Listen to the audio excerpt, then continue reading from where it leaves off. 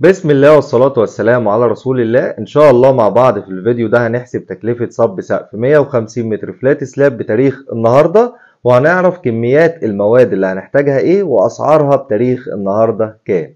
مبدئيا السقف الفلات سلاب ده بيكون سقف رقتين حديد من غير أي كمر ساقط في نص السقف. ممكن يكون عندي كمر ساقط حوالين السلم أو حوالين المناور أو حوالين المبنى، كمر داير مارجنال بيم، ولكن ما بيكونش عندنا اي كمر في نص السقف.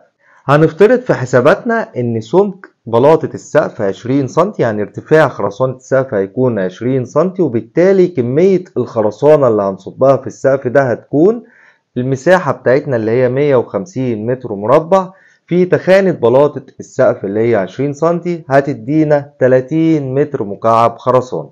يعني السقف ده هيتصب فيه 30 متر مكعب خرسانة. أما بالنسبة لكميات المواد اللي هنحتاجها فهتكون كالتالي: هنحتاج 3 طن و300 كيلو حديد، و10.5 طن أسمنت، و24 متر مكعب سن أو زلط، و12 متر مكعب رمل، وهنحتاج 3 عربيات مية صغيرة لو ما عندناش مصدر مية قوي في الموقع، وهنحتاج 3 لفات خراطيم كهرباء علشان نرمي خراطيم الكهرباء بتاعة السقف، وهنحتاج 3 شكاير بسكوت سقف علشان نرفع حديد الرقة الأولى على البسكوت، وهنحتاج برضو ربطة سلك رباط علشان نربط حديد التسليح.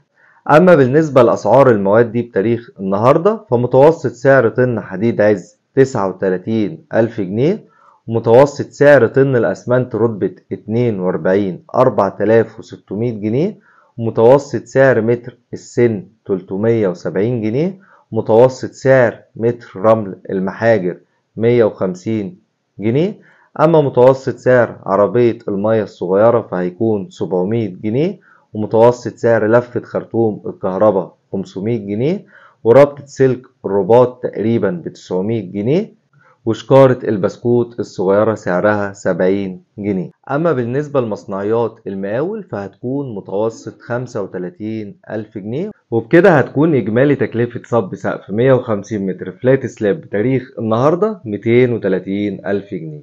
وخلي بالكم ان مصنعيات المقاول بتختلف من مكان لمكان، بمعنى ان المقاول وليكن في نفس البلد او نفس القرية اللي حضرتك هتشتغل فيها، فبكده تكلفة النقل على المقاول هتكون قليلة وهيكون مش محتاج سكن، وبالتالي مصنعية المقاول هتكون قليلة. بعكس المقاول ده لو من مكان بعيد عن الموقع ومعندوش سكن فهيحتاج سكن او هيحتاج عربية كل يوم تجيب العمالة وترجعها، وطبعا كل ده بيفرق في مصنعية المقاول. في حاجة تانية برضو بتفرق في مصنعيات المقاول وخصوصا في شغل القرى، ان تكلفة الاكل والشرب على المقاول او على صاحب البيت. دي ممكن تكون حاجة بسيطة ولكنها بتفرق في التكلفة كتير.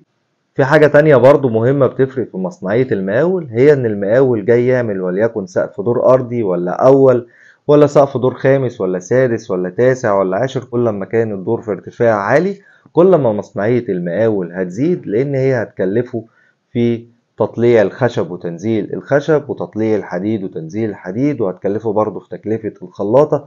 فكل دي حاجات بتفرق في مصنعية المقاول، ولكن المصنعية اللي احنا قلناها دي متوسط المصنعية، يعني ممكن تقل عن كده وممكن تزيد عن كده.